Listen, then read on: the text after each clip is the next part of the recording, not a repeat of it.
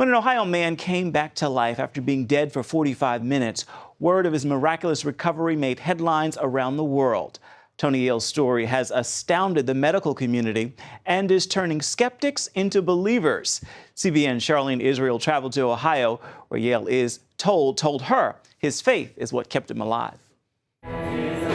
37-year-old Tony Yale is thankful he could attend church with his family. Feels great. I was always a believer, but I mean, it's a whole new level now. In the early morning of August 5th, Tony had difficulty breathing and went into cardiac arrest. It was 4 a.m. The Lord woke me up. There's no other explanation. I don't get up at 4 a.m. Something just woke me up, and I heard his breathing. And as a nurse, I knew it was not correct. I turned on the light, tried to wake him up. He wouldn't wake up. I took his pulse. He didn't have a pulse, so then I just went into my training and did CPR. Tony was rushed to the ER at this hospital, where he later coded. Doctors worked on him for 45 minutes to save his life. He was later pronounced dead. His family was shocked and heartbroken. Like it just dropped, and like my stomach dropped. I just didn't know how to feel.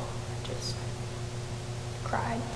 It was overwhelming shock, a lot of grief. While nurses prepared the body for his family's final viewing, Melissa kept believing for the impossible. My 17-year-old cousin, who is a preacher, laid his hand upon me, and the Lord spoke through him, and he called me his child.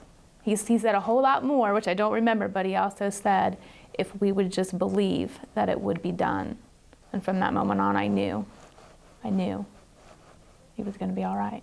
Pastor Paul Santoro and his wife Jennifer were at the hospital with Tony's family. Pastor Paul says he had recently been teaching on the power of prayer. The couple had also begun talking to Tony's 17-year-old son Lawrence about the things of God. I distinctly remember watching him with his elbows on a desk, and he had his head down and he was praying. And then the word came in and the doctors came in, and the place erupted with such grief. I'll never forget the sounds of the wailing, the screaming, the crying. And Lawrence jumped up and he went to the wall and he just hit the wall, just really hard. And I saw Lawrence as he was turned to the wall,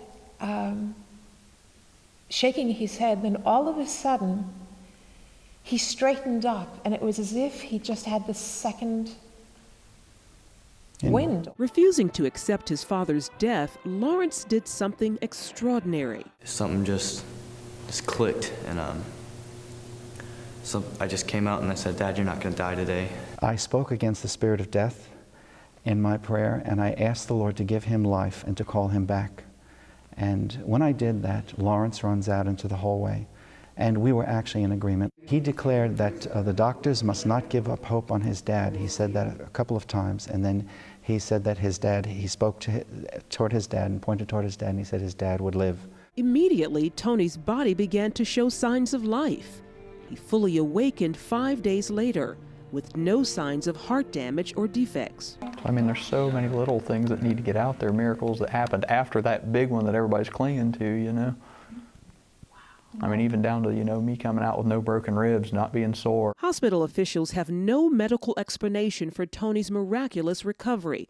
They agree there was divine intervention. I truly think, though, that with the power of all that prayer and all the things that were being done for him is the perfect coalescence of God in our lives and the gifts that he gives us that we should be sharing. News of his resurrection has spread around the world. I just think that we were created by an amazing God, that there's only one answer, God. People who doubt are going to say it's just medical. People who believe say that's just proof of what I already know to be true. Tony says he doesn't remember anything about death, no white light, visions of heaven, and no answers why this happened. But he says his faith is stronger and more real than ever. God steps in when man can do no more. And they had literally came to the end and said, we can do no more. They pronounced me dead, and that's when he came. The family also want people to worship God, not the miracle.